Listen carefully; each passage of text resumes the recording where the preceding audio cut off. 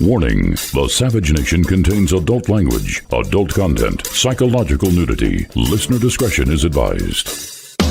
And now, the world's most exciting podcast, The Savage Nation, home of borders, language, culture. And here he is, New York Times best-selling author and National Radio Hall of Fame inductee, Michael Savage. But crazy Bernie Sanders and the Washington Democrats, by the way, Bernie is surging. Bernie is surging. Bernie. But the Democrats are outraged that we killed this terrorist monster, even though this monster was behind hundreds and hundreds of deaths. Senator Sanders, you call yourself a democratic socialist, but more than 2/3 of voters say they are not enthusiastic about voting for a socialist. Doesn't that put your chances of beating Donald Trump at risk? Nope, not at all.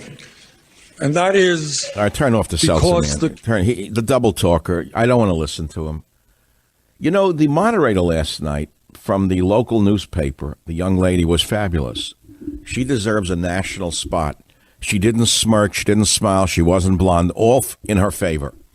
No bleached blonde, no smirks, no smiles, deadpan, ask real questions. She was fabulous.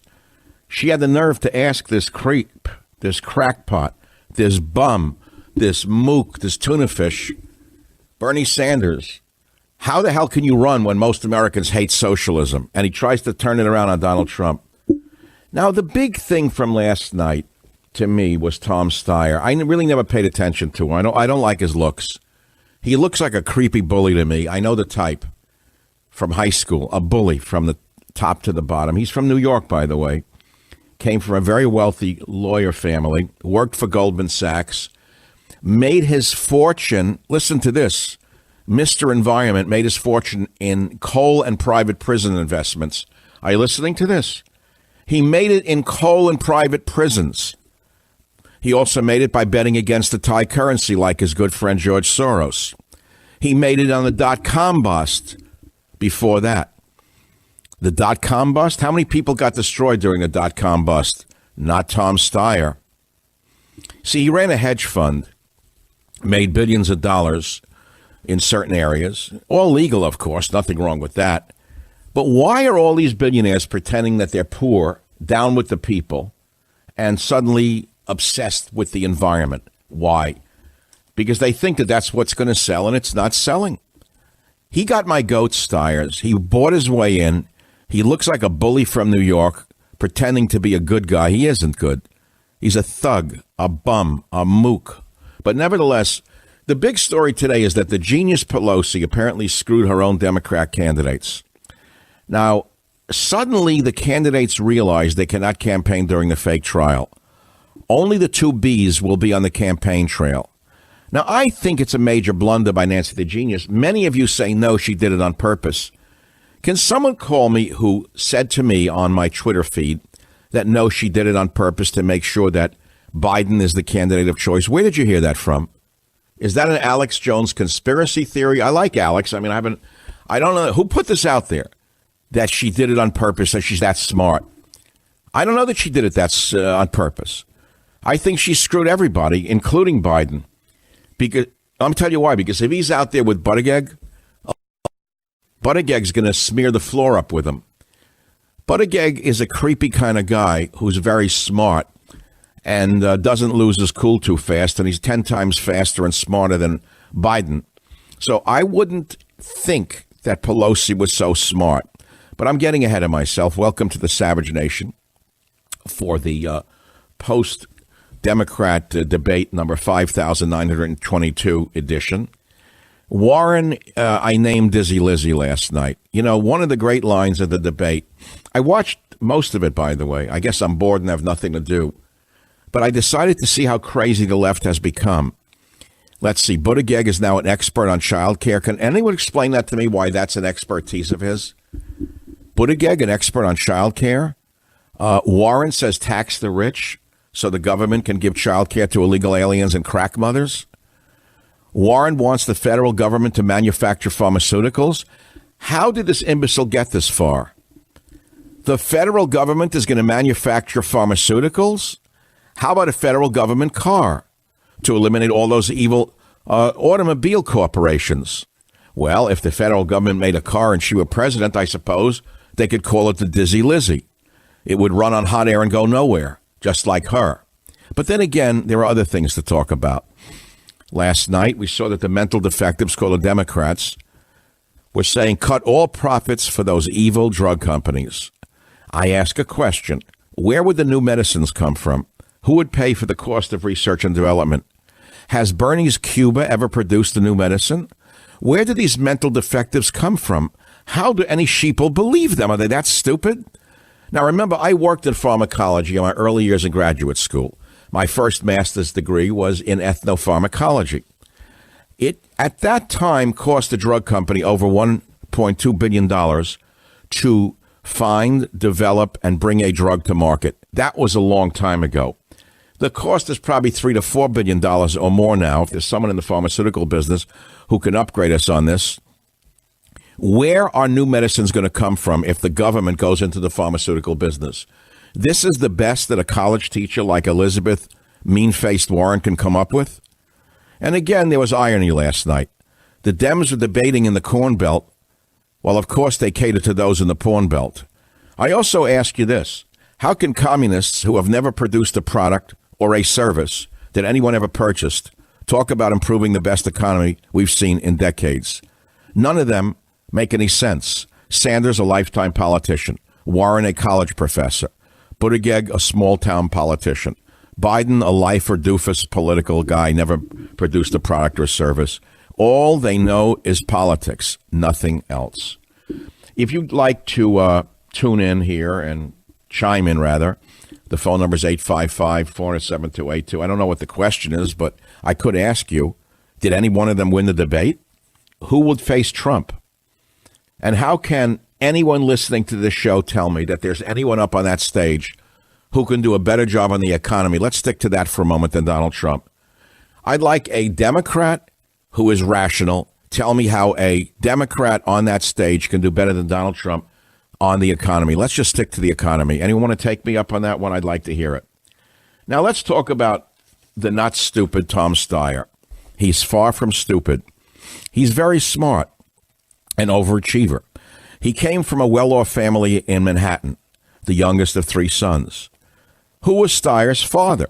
A corporate litigator at Sullivan and Cromwell, the white shoe law firm that has represented Goldman Sachs for decades. Now, nothing wrong with Goldman Sachs. They're a great investment firm.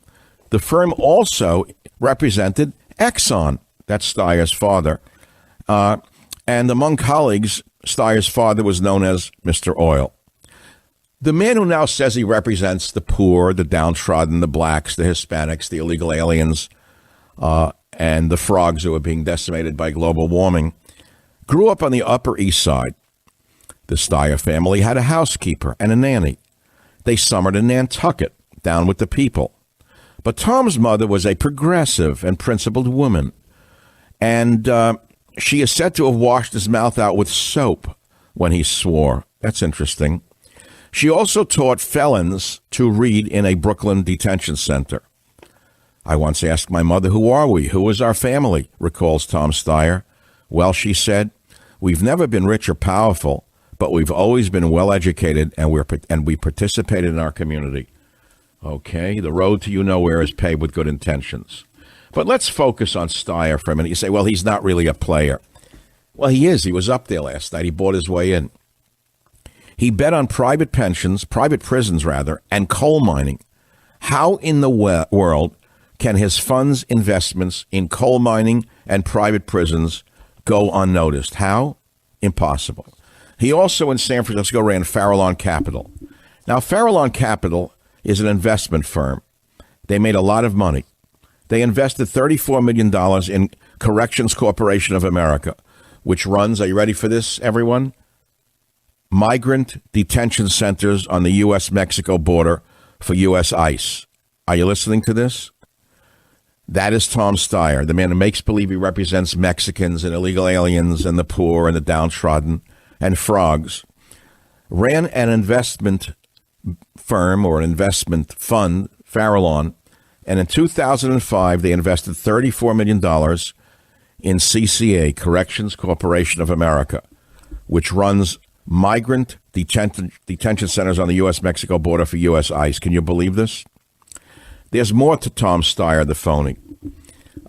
His company, what is it called? Farallon, invested in fossil fuel projects, including a gigantic coal mine in Australia that not only generated vast quantities of carbon emissions, but killed God knows how many koala bears.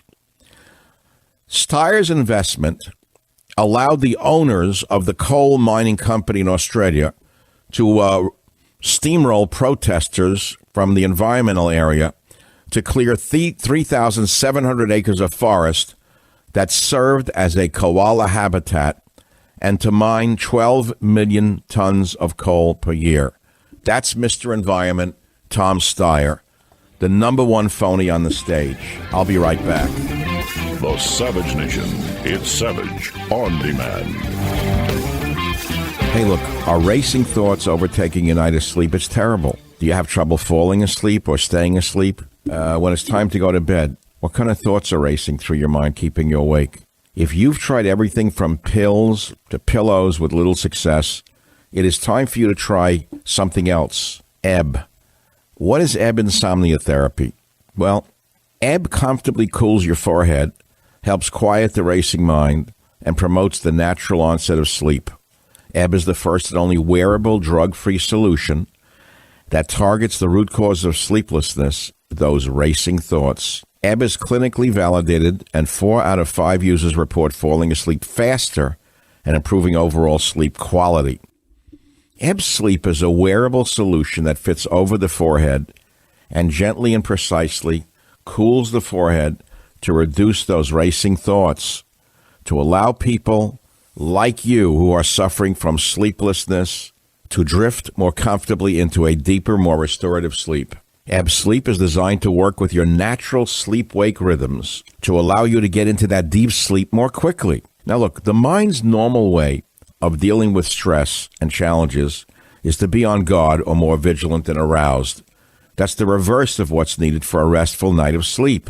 Ebb's cooling, calming nature is designed to counteract the way the mind-body reacts to stressful situations, allowing one to reach restorative sleep quicker so they can be at peak performance the next day.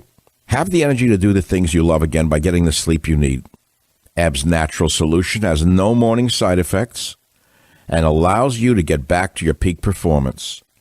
My listeners can now try Ebb risk-free for 60 nights to confirm that it is the solution you've been looking for. How do you do this? Try Ebb.com/savage. That's TRYEBB.com/savage. TRYEBB.com/savage. Tryebb.com/savage. Please order today to get the sleep that you need and deserve. Tryebb.com/savage. The Savage Nation. It's savage, uncut, unfiltered, and raw. Nancy Pelosi pushing the impeachment hearings this late. Now, many of you believe that it's on purpose. She's not that smart. Not that smart. Ask people in San Francisco who know her. I mean, I know a lot of people in the Italian community who came up to me right from the get-go and talked about her behind her back. They're Democrats, and they think she's a dummy, a grandstander and a dummy. You know, I'm going to tell you something funny. Once in a while, people will come up to me if I'm walking around the Bay Area, and they'll come up and they'll say, you know, I'm a lifetime Democrat, but I love your show because you're the only show in the Bay Area that talks about what's really going on in the politics of this city. We know it's corrupt. We know it's been stolen. We know it's not the Democrat Party of any number of years ago. We know that it's a gang running the city, and we don't know what to do about it. You're the only one who even points it out.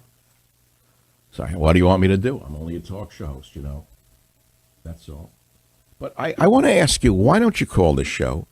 Do you know how big my audience is in San Francisco and around the country? It's very big. Now, again, I don't want to sit here and just pat myself on the head. This show is number 2 in streaming in the United States of America. Russia's number 1. Russia's on 500 or some odd stations. I'm on 200 stations. Russia's on every major station. I am not on every major station. And yet people find this show by listening to it, by going on an app like ksfo.com or whatever. They go on a local station and they stream it. And yet, many of you who listen do not call talk radio at all. And I wonder what's happening. It's a changing phenomenon in talk radio. And I think it's because people are too busy and they can't call, or they're shy. They don't want to be identified. They're terrified of having their voice exposed. There's a lot of factors going on. It's not what it was any number of years ago. Now, I want to talk about the debate a little bit. I don't have to get stuck on it if you don't mind. I think it may be too much of a boring topic. You know, there was a moderate candidate named Schultz who ran Starbucks, the CEO of Starbucks. Yes, he's a certifiable liberal, which you would expect from a Democrat. That comes with the terrain, but not a progressive. And he's also a businessman who built a phenomenally successful chain called Starbucks. I have a friend of Chinese ancestry who said to me, it's interesting you should mention Schultz. He said he's a brilliant businessman. I said, why do you say that? He said before Schultz opened his first Starbucks, I think it was in Shanghai, the Chinese drank tea. That's all they drank.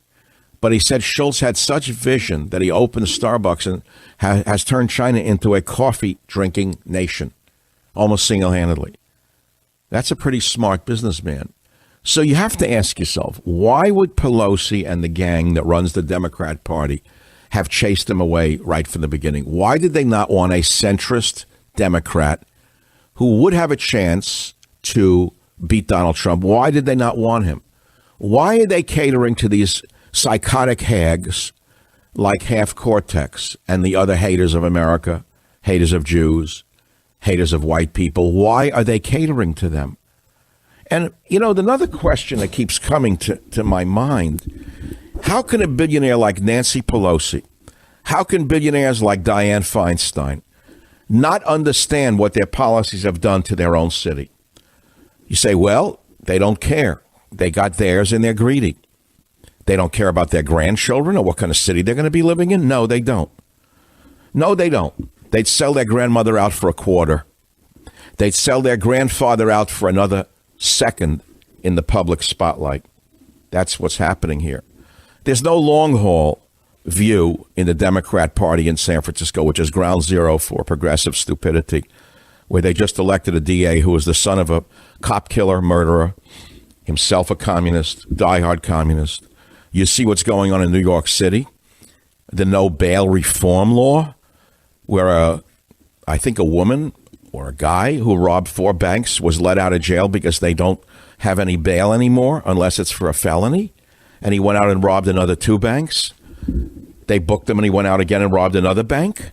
Now we have the same psychosis in San Francisco of a no bail law where people are going to be freed on the streets to beat people up and the judges are going to have to let them out on the streets.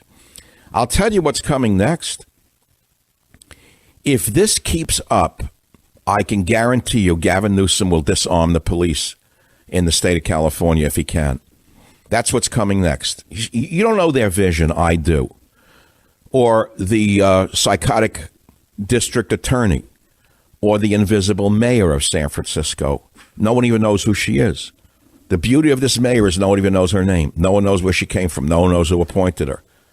She could wake up one day and be told to take the guns away from the SFPD and turn them into what the Bobbies were in England before the Muslim invasion.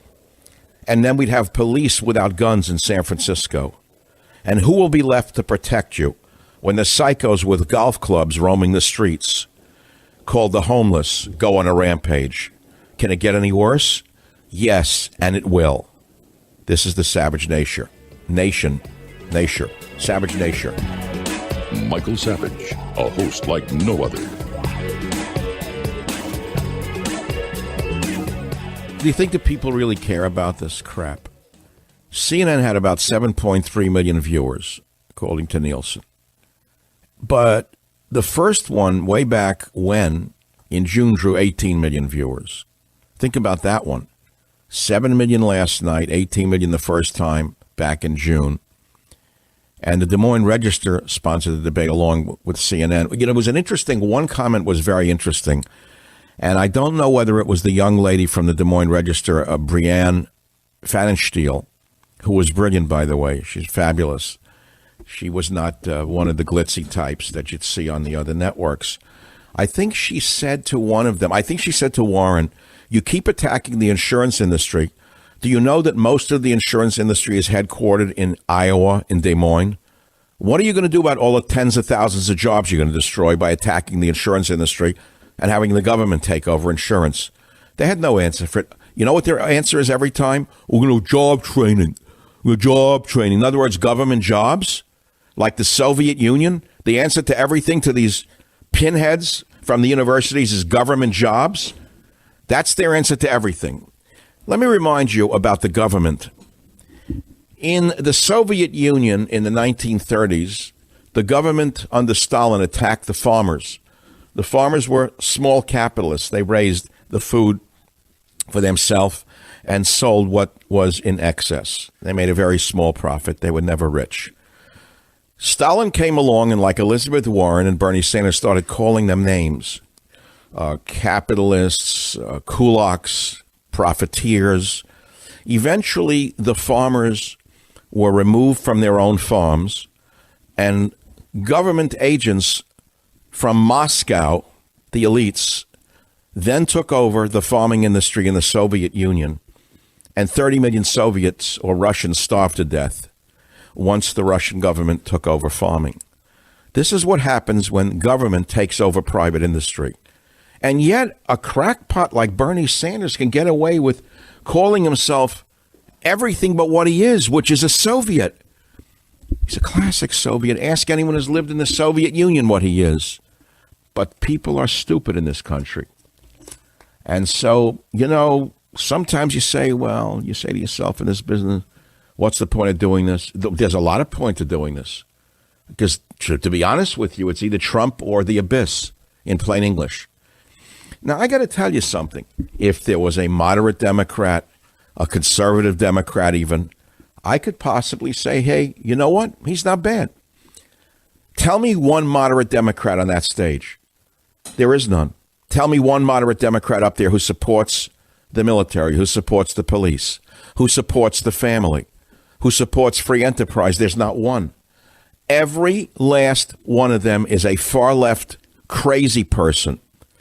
Now, how the Democrat Party got here, I don't know. I grew up in a Democrat household.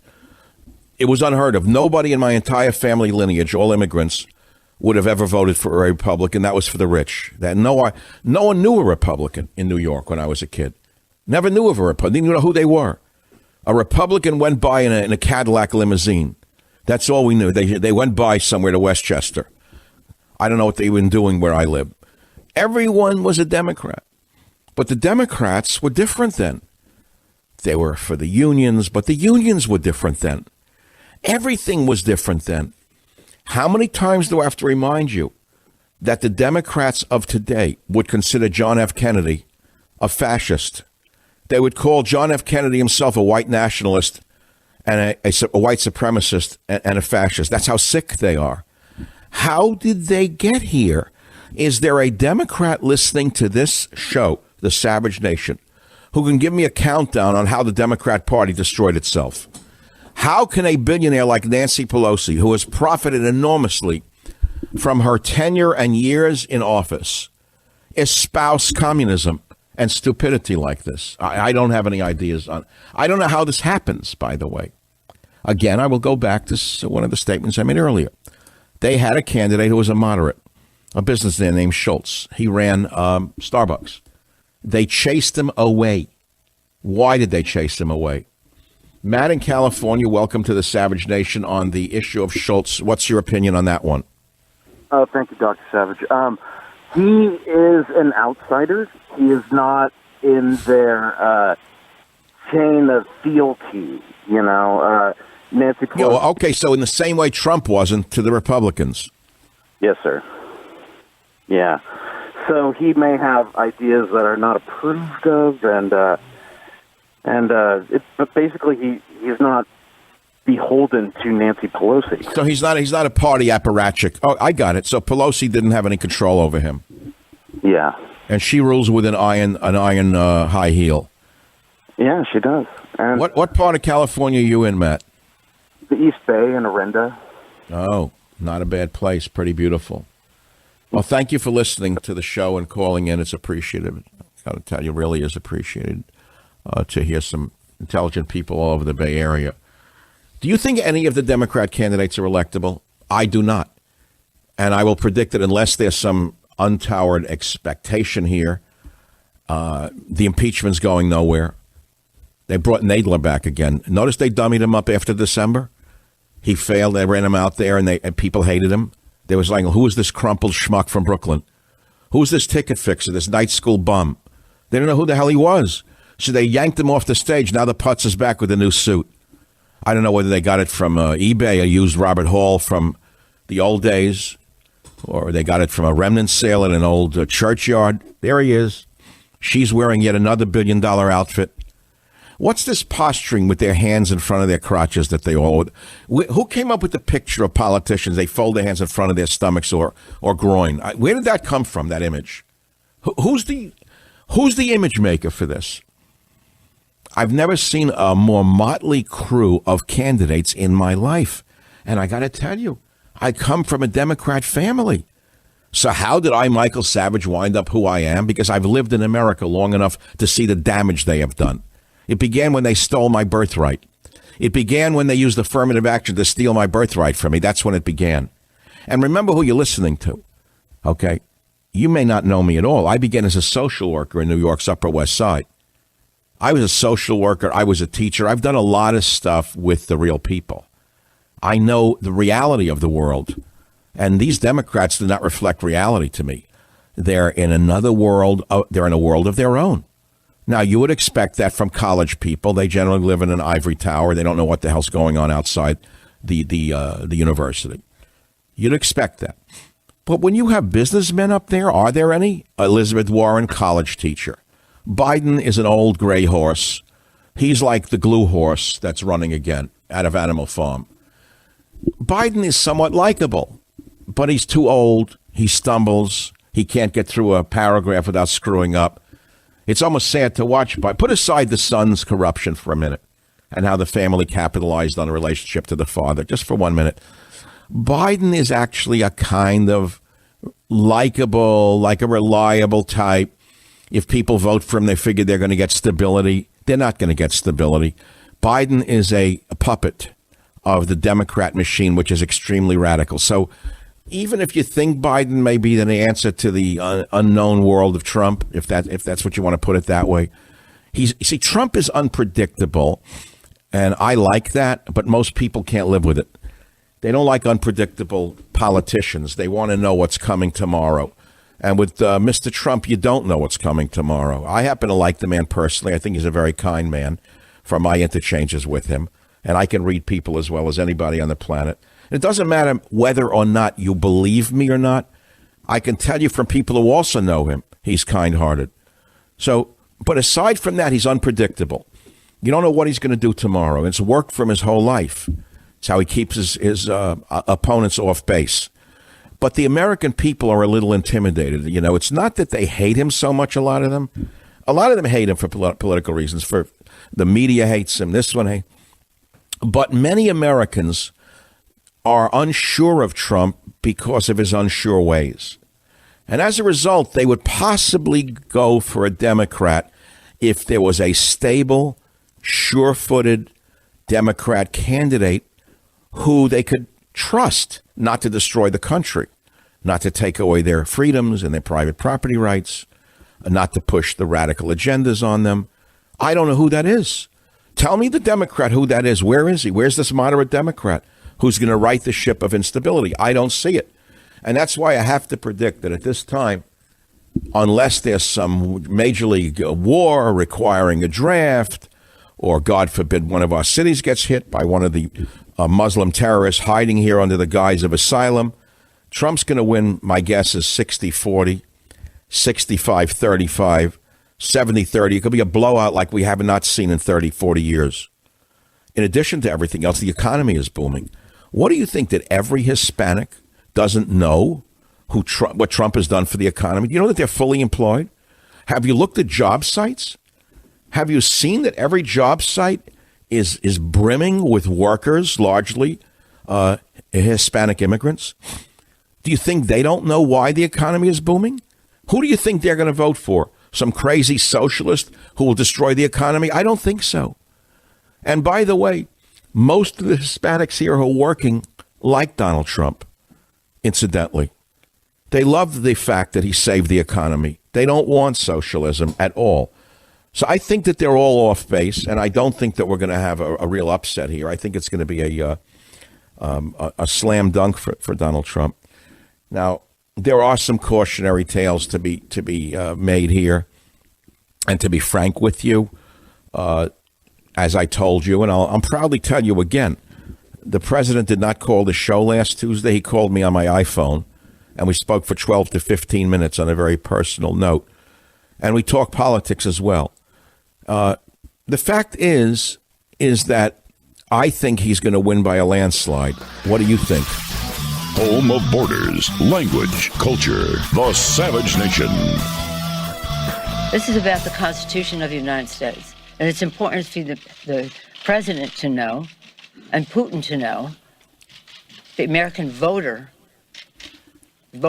in America should decide. Can you who turn our her off, president please? is. I don't even know why we're running this soundbite, but I mean, this is one of the most demented people in the history of American politics. I want to talk about the important topics. Let's take a call. Valerie in Livermore, line 2. Go ahead. What's on your mind? Go ahead, quickly. Yes, I would like Mr. Trump, so him get reelected here. I think he should think more about this climate change. I mean, there is some relevance to it. Wait. What climate change? Well, the fact that we do have climate change, and it may be. Well, you see, that's an ignorant statement that you're buying from the media, because the solar activity in 2020 is showing the lowest solar activity in over 200 years. But I guess, Valerie, you haven't seen that on CNN or Fox even, have you? No, I haven't. This year in 2020, solar activity will be marked as the lowest in over 200 years. Now, what does it have to do with the climate on the Earth?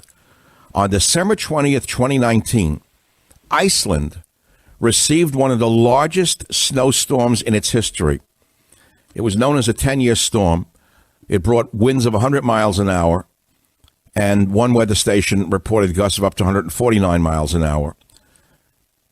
People should know that Iceland's, Europe's, and North America's weather have all been historically tied to the sunspot activity of the sun.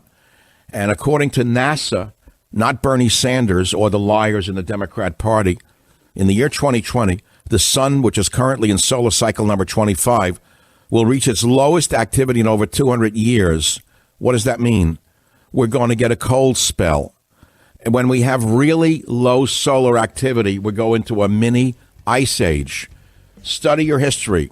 Between 1645 and 1715, it was marked by a prolonged sunspot minimum. And as a result, the Earth almost froze during the Little Ice Age. But old Bernie hasn't caught up with the science. Nor have the 97% of hacks, who we call scientists, caught up with what's really going on.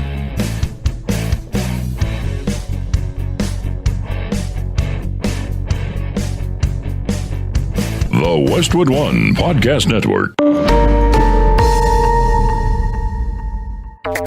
Fans of the spoken word, welcome. This is a podcast. Greetings, pod recipients. You are entering the Savage Nation. Read the book, see the movie. Warning, the Savage Nation contains adult language, adult content, psychological nudity. Listener discretion is advised. And now, the world's most exciting podcast, The Savage Nation, home of borders, language, culture. And here he is, New York Times best-selling author and National Radio Hall of Fame inductee, Michael Savage. I would declare a state of emergency on day one on climate. I would I would do it from the standpoint of environmental justice and make sure we go to the black and brown communities where you can't breathe the air or drink the water that comes out of the tap safely. But I also know this. What a liar. We're going to create millions of good-paying union jobs across this country. It's going to be the biggest job program in American history. So I know we have to do it. I know we can do it. And I know that we can do it in a way that makes us healthier, that makes us better paid, and is more just. But the truth of the matter is, we're going to have to do it, and we're going to have to make the whole world come along with us. Now, Tom Steyer is a liar. Just remember Steyer the liar. He bought his way onto the campaign trail. He made his fortune in coal and private prisons, and now he's preaching against environmental injustice. First of all, he's wrong on the science. Let's start with that. One of the greatest myths of all time is the myth of climate change and global warming. The evidence is different than that of the 97% of paid scientific hacks who receive grants to disseminate lies. Now, there's no greater environmentalist than Michael Savage in the history of the media. There's no one in the media, nobody, I don't care who they are, who has done more to work on environmental issues than I, and I've done so for 40 years. I deserve a Presidential Medal of Freedom for what I've done. But I'll go into that at another time. I'm an environmentalist. I'm a conservationist. But I'm also someone who reads the evidence. And based upon the evidence, we do not have global warming. In fact, the year 2020 is going to shock most of you because it is showing the lowest solar activity in over 200 years. What does that mean?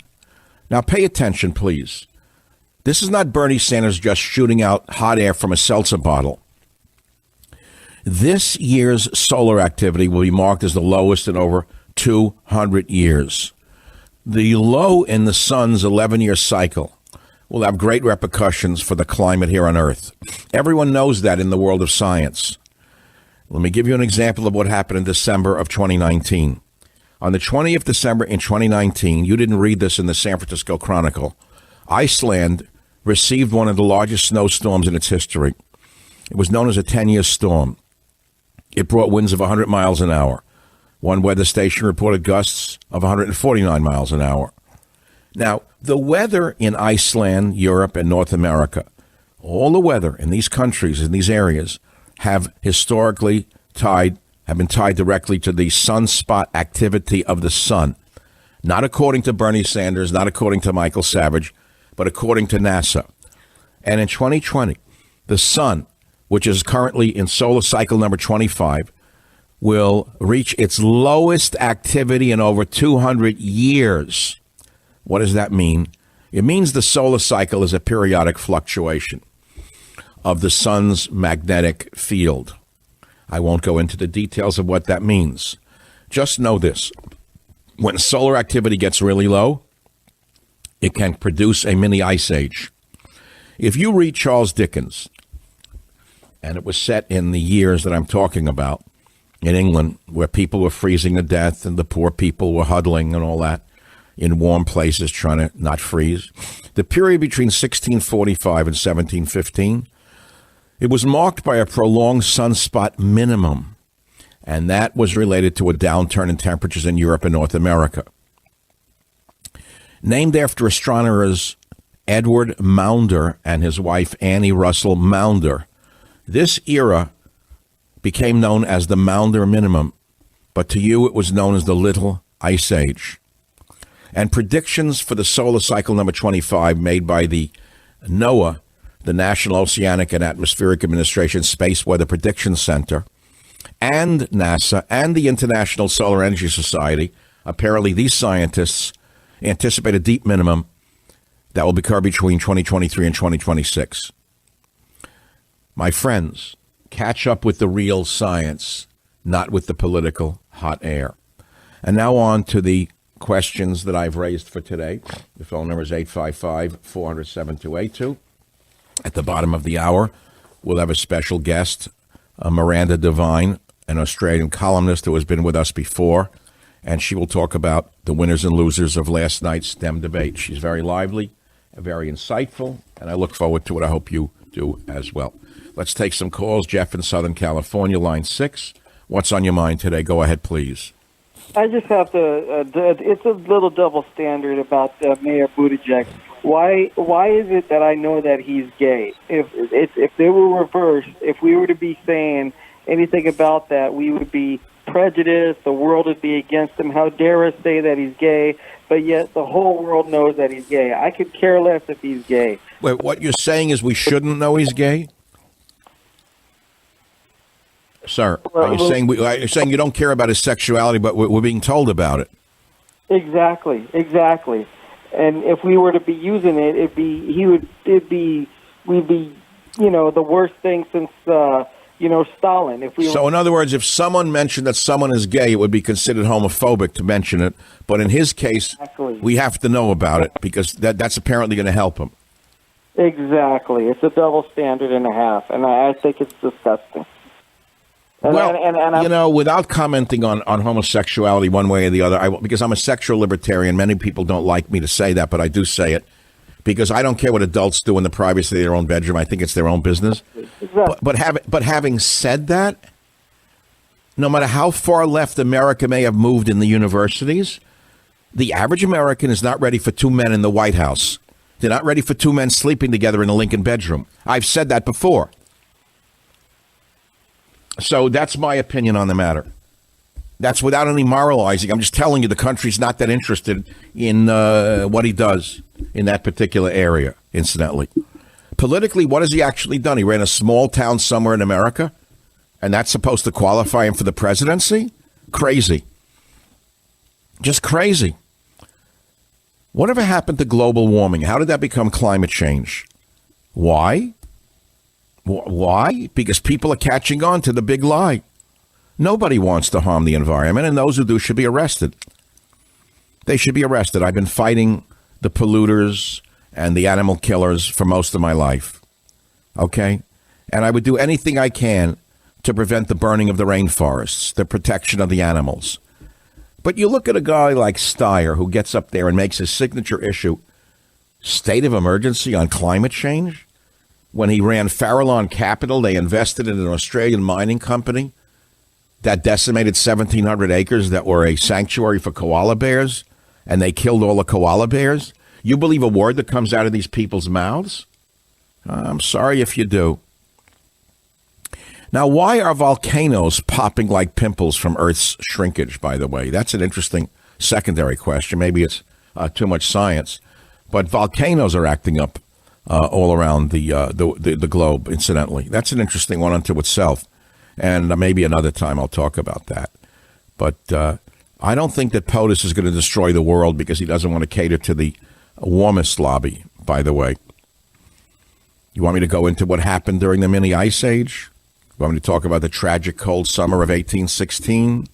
You want me to talk about what happened in Europe during that period? We've entered another solar grand minimum, similar to the Maunder grand minimum of the 1640s to 1700s. Now, global warmists who are tied into the finances of their movement say this isn't so. But current solar activities are at their lowest in over 250 years. This pattern repeats itself every 206 years when the surface of the sun cools slightly. This is what nature does. It's part of nature. So would you please be prepared and go out and buy an overcoat? Because each year from 2016 through 2021, spring cold will get worse from one year to the next.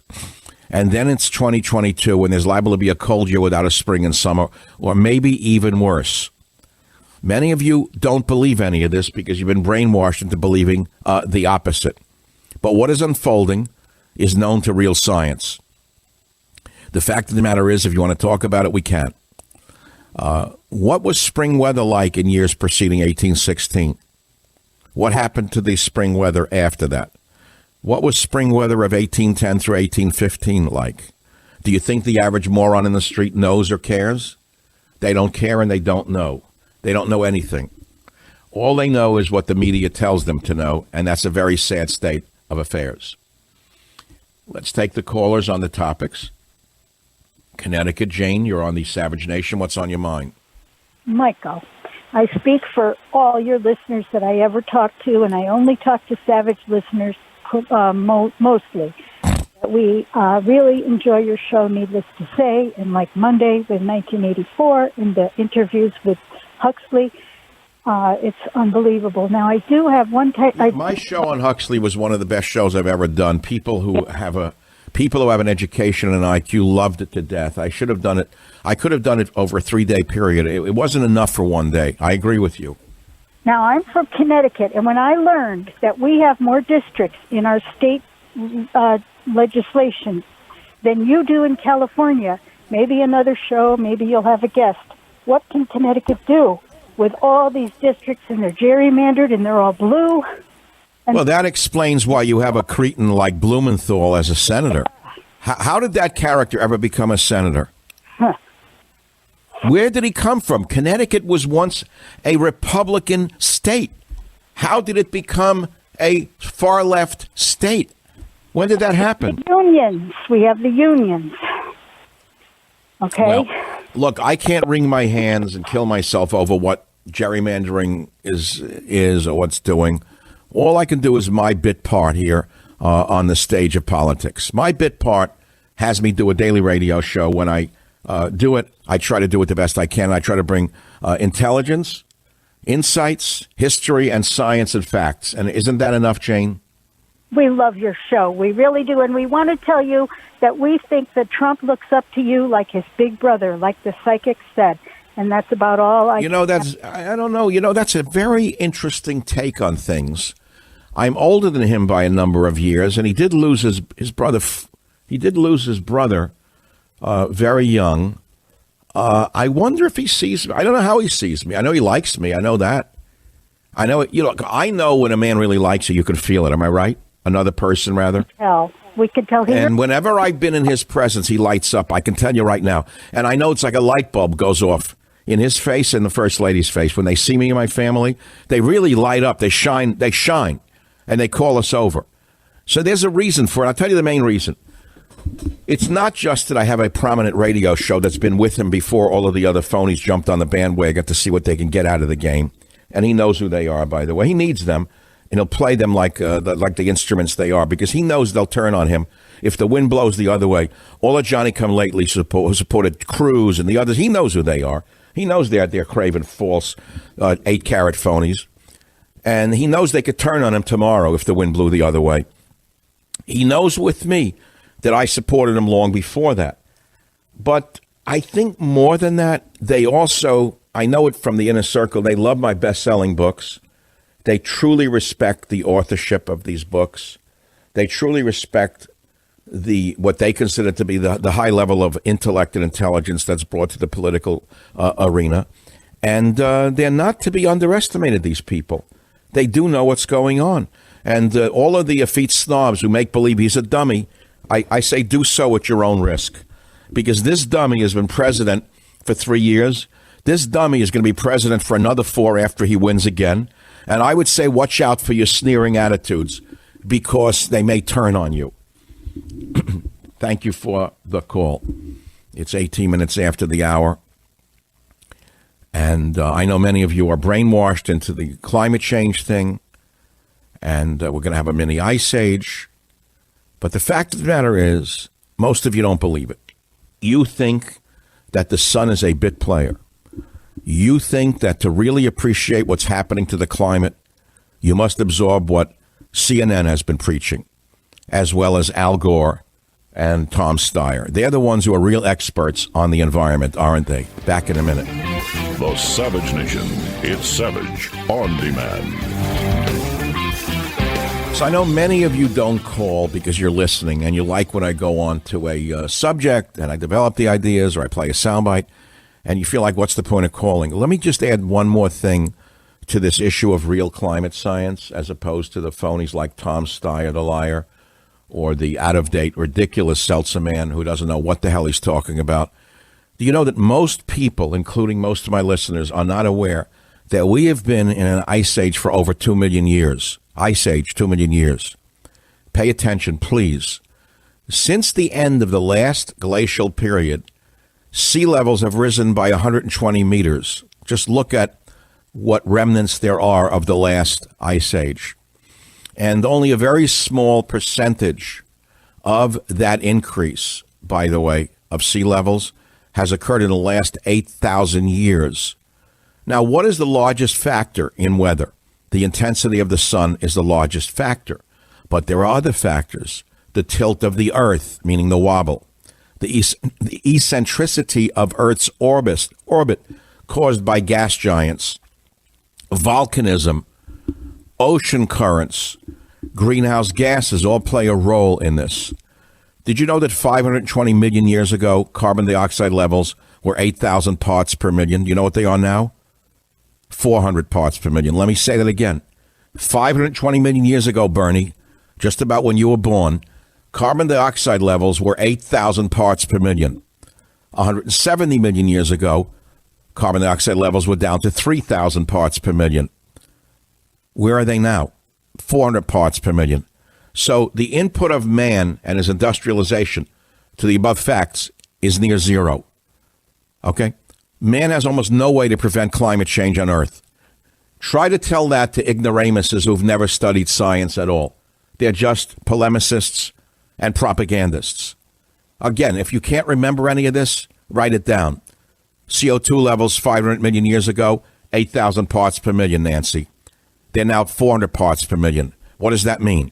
She doesn't know. She wouldn't know one statement of what I just made. She couldn't even decipher what I just said. And yet you believe her and Bernie Sanders and Tom Steyer? Sad. Sad on you. Michael Savage, a host like no other. Let's go back to the Savage Nation. Again, we'll talk about the debates in a minute with a great columnist, Miranda Devine. But I was giving you a background on the reality of climate and how wrong these people are. It's beyond belief. Now, many of you are brainwashed, and you actually believe that the scientists at NASA and all of the other great scientists in the world don't know more about what's causing our climate change than 17-year-old moron Greta Thunberg. Okay, these solar scientists, including NASA, they don't know more than that 17-year-old propagandist Greta Thunberg. And yet, you look at Tom Steyer, declare a state of emergency on the climate. Bernie Sanders, who has no idea if I actually told him what CO2 levels were, for example, as I did in the last hour, 500 million years ago compared to what they are today. He wouldn't believe it because he can't comprehend that he is that wrong, and he is a demagogue. And so, my friends, let's turn now to the debates themselves. I think most Americans have come to the conclusion that there is not an existing Democrat candidate who can beat Donald Trump, short of a nuclear war, God forbid, who they'll blame on him anyway. They would take the side of China over America if, God forbid, they ever launched a nuke. That's how psychotic they are. But nevertheless, let's turn to Miranda Devine, columnist extraordinaire on the Savage Nation. Miranda, welcome back to the Savage Nation. Thanks so much, Michael. Great to talk to you. After watching this sad debate, what are your overall opinions of what you saw? Well, you just have to compare last night, the very low energy, lackluster, ideas vacuum group on stage in Iowa. Compare that to President Trump out in Milwaukee, right in Democrat heartland, just full of energy, full of vim and vigor, optimistic, going for it. And I think the problem with the Democrats is that instead of concentrating on trying to beat him in November, they've just wasted all this time on impeachment and the Mueller report and the Russia collusion hoax and on and on and on. They're so twisted up with Trump derangement syndrome, they've lost sight of the prize. Well, yeah, but do you think any of them are viable candidates at this time, Miranda? It doesn't look like it. I mean, look, who did we have up on the stage? You know, we had a guy that shouldn't even be there. I completely agree with everything you said about Tom Steyer. He's just, another progressive billionaire hedge. But the man made his fortune through Farallon Capital investing in coal and private prisons, and he has the audacity to pretend to be caring about the environment. Isn't that just incredible? That you're so right about that. He's made his money out of fossil fuels, and now what is he trying to do? Atone for all that money, or is it just... Yeah, is it guilt? Is it liberal? Miranda, you're Australian, correct? Yes. Do you know that his Farallon Capital invested in an Australian coal company that decimated 1,700 acres that were a koala reserve, and all the koala bears died as a result of that? Well, I don't believe that, actually. And coal is Australia's number one export, and it's a very good... Wait, you don't believe what? I don't believe koalas were killed by a coal mine. That's just one of those myths. Well, where did the koalas go when they decimated the 1,700 acres? They just moved somewhere else. I mean... Where? To a zoo? No, to where... Australia's a very big country, and in fact... I mean, I don't believe... look... You're not saying you support the decimation of a forest in Australia to mine coal, or are you? We don't decimate forests to mine coal in Australia. That is just not true. It doesn't pass the sniff test. Wait a minute. But, ma'am, we can disagree on this, Miranda. I understand, correct me if I'm mistaken, that when Tom Steyer owned Farallon Capital, one of his investments was in an Australian coal company, and they decimated 1,700 acres. That was a koala reserve. So what's wrong about that statement? I don't know about that story, but I would have thought I would have heard about it as a journalist in Australia, and it sounds to me like one of the many myths that are propagated by green groups about coal. They always demonize coal, and they always use lovely furry animals like koalas. Yeah, but I'm not demonizing coal. I'm telling you, look, I did my research on Tom Steyer last night and this morning. I was actually stupefied to read this. And by the way, this was written 20 years ago when it happened, closer to when it actually happened. You probably can't even find this in the literature anymore. No, but I personally don't mind if Tom Steyer has made his money out of coal, because I don't think coal is an evil material. I think it's a fantastic substance that has brought people out of poverty, and it provides low-cost energy. Australia has very clean coal compared to... So you're... Okay, look, we're not here to argue over Australian coal companies. I can see which side you're on with that one. Yeah. I'm arguing about Tom Steyer's hypocrisy, that now he pretends to be a big environmentalist when a large portion of his fortune was made on investing in the decimation of a forest in Australia to mine coal. You're absolutely right about that. His hypocrisy is mind-boggling. If you're going to make money out of coal, then stick to it. You don't just make your billions and then turn around and act as if you're... But George Soros, another fake environmentalist who talks about climate change, also bought coal companies when their stocks were at their lowest, and the price of the coal companies was driven down by the constant beratement of coal as a natural resource. The very same liberals who were behind the propaganda against coal then went in and bought the companies after they were near bankruptcy. That's what I'm trying to point out here, Miranda. What a scam that is. And anybody who believes that George Soros and all these other fake billionaire philanthropist eco-terrorists, eco-evangelists are somehow virtuous just need to listen to you and look at the facts. They're not. They were quite happy to make money while it was going, and then when they made the money, they're turning around and they're saying, no, poor people in India can't do what the West did and benefit from having low-cost energy. And Tom Steyer is a classic example of that. He might be a really nice guy, but the fact is he's a single-issue candidate. I don't think he's a nice guy. He looks like a bully to me going back to high school. As one man to another, I can tell you, I can read a bully from a mile away. Miranda, watching the debate, putting aside coal and koala bears, do you think any of these candidates can beat Trump? Look, the only one that I think, which is a weird thing to say, but Bernie Sanders is authentic, like Donald Trump is. He's a revolutionary, like Donald Trump was when he... So Bernie is a lifetime communist, and he's a true believer in communism. Absolutely. He is. I mean, he'd be a disaster, and he's got a lot of skeletons in his closet, but so did Donald Trump. And okay. I agree with you. Actually, I would be honest with you. When the president phoned me personally last week, one of the questions from him was, who do you think is going to win? I told him the same thing you just said. And it's almost like Bernie is the mirror image of Donald Trump. He is the left-wing economic nationalist populist, terribly. All his okay, well, let's say that's true. Let's say Bernie is a true believer communist. Is America ready for communism? No, it isn't. Of course, it isn't. And he also has to face up to the money that Bloomberg, the $1 billion that Michael Bloomberg has said he is going to pour into the race, ostensibly first to get rid of Donald Trump, but also a billionaire like Bloomberg, like Tom Steyer, they don't want a guy like Bernie to win. It's interesting you raise Bloomberg. Why was he not on the stage last night? How did he not qualify? What's the mechanics of that? Well, he got into the race so late that he didn't really have time, even though he spent more money than Tom Steyer has on, over $100 million on advertising, TV advertising. He still hadn't got in there by the deadline. And you have to have, you have to have raised a certain amount of money, and you also have I see. Let's talk about Bloomberg then for a minute. Bloomberg is a chameleon.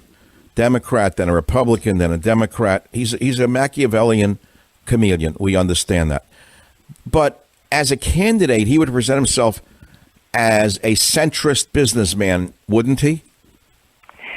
Yeah, he would. I don't know that his background and, what he did in New York, he was seen as, by New Yorkers as quite a good mayor. I mean, he didn't yes. set anything up. Crime continued to go down. Yes. I don't think the rest of the country is ready for his very liberal prescriptions, and also he's a control freak. He's a bit of a megalomaniac. You hear him now talk about how, he's going to put all this money, this $1 billion into beating Donald Trump. But he also, even if he isn't the nominee, he wants to remake the Democratic Party. He alone is going to decide how the Democratic Party operates. And, one of the things he doesn't like is the whole primary system that we have. I mean, honestly, this is something that predates Michael Bloomberg. Where does Bloomberg stand with regard to Pelosi? Are they compatriots or are they antagonists? I don't know. I think Nancy Pelosi is someone who makes friends with who she needs to, and Bloomberg has a lot of money. And, he helped get a lot of those, left-wing women into the party in the midterms in 2018. That was not good for Nancy. So let me ask another question that maybe you would feel more comfortable answering. I believe Pelosi made a huge miscalculation in holding back the impeachment articles this long, because as a result, some of the main candidates, except for Biden and Buttigieg, will be having to stay in the Senate in order to vote on impeachment. People are saying, no, I'm wrong. She's that smart. She did it on purpose because she wants Biden to win. Any comments on that? Yeah, I've also heard that rumor. I don't think she's that brilliant a strategist at all. Neither do I. I think that's rubbish, frankly. I think she made an error. I think she made a mistake, and I think she's been pushed into impeachment against her better judgment because of AOC and the squad nipping at her heels, and the activists, the resistance, the insurgents in her party demanding from day one that Donald Trump be impeached. Yeah, the racist women of the so-called squad are actually pushing her in the wrong direction.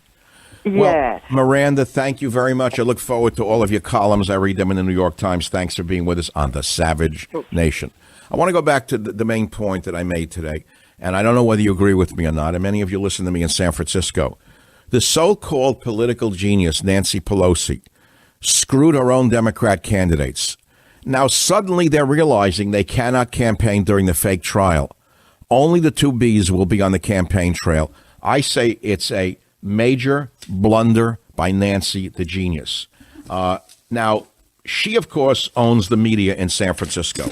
It is a mimeograph sheet of the Pelosi machine. And the fact of the matter is she's far from stupid, but she's not perfect. And I believe that her meanness, her megalomania, her power madness, she did not want to let go of the power she enjoyed when she had the gavel in the House. She thought she was bigger than the Senate. And her twin sister on Pacific Heights reminded her just last week, hey, Nancy, okay, let him go. You're not in the Senate. We are. What they said to her is, you're not a senator, honey. You're only a congresswoman. And she got the message from her own party, from her Democrat cohorts, that she couldn't hold on to these articles forever. But in holding them so long, for her own power-mad reasons, by holding them so long, what has happened? The impeachment trial will be delayed until it occurs right in the middle of the campaign that's coming up. And the only two that are not senators who will be on the trail will be Biden and Buttigieg. So you say, oh, that's so smart of her. She did it on purpose so Biden could win. I'm not so sure. Are you? Home of borders, language, culture, the Savage Nation. Look, the world is a changing place, culturally, socially, economically. We know that. You could wake up next year and see that the maniacs in Hollywood have made James Bond into a transgender. Would you be shocked? They're making trans Barbie dolls now. So maybe the next James Bond will be a transgender. You know, after all, you got to be cool. World's first trans kid doll with penis and dress was made by the toy manufacturers to show you how crazy the world is. But when you have fossils like Bernie Sanders lecturing on climate change, when the evidence is to the contrary, they're actually entering a little ice age. And I gave you the facts that 400 million years ago, carbon dioxide levels were at this vastly higher number than they are today. And people don't even understand it. What hope is there for this world? And when you have a woman like Pelosi, who's clearly a power-mad lunatic, who made one of the greatest blunders in the history of the Democrat Party, do you know that the Constitution and Senate rules require that all 100 senators be present for the entire impeachment trial? Did you know that they have to be there? They can't be campaigning? Listen to how smart the founders were, the framers. Constitution and Senate rules require that all 100 senators sit in their seats and that they work 6 days a week while the impeachment trial is underway, allowing only for Sundays off. And by the way, even worse for these loudmouth liars, the senators are required by the laws to be present in the chamber and be silent. They're simply to play the role of judge and jury in determining the guilt or innocence of the president, which means they will not have time to go out into the hallway that you usually see with other congressional proceedings. Now, even worse for these loudmouth louts called politicians, even any questions they want to ask must be put in writing. Now, why would the framers have been so intelligent to have made it so difficult to impeach a president? Because they realized the nature of the political world, that it is a war, and that one party will always try to destroy the other party, and that a party will use the impeachment hearings, if they're made too lenient, to take away an election. You've heard all that before? Well, now you see the blunder that Pelosi made by holding on to the impeachment charges too long. Her power got ahead of her brain. That's what happened. Oh, you'll read the spin the other way in the Willie Brown Gazette called The Chronicle. But the truth was just told.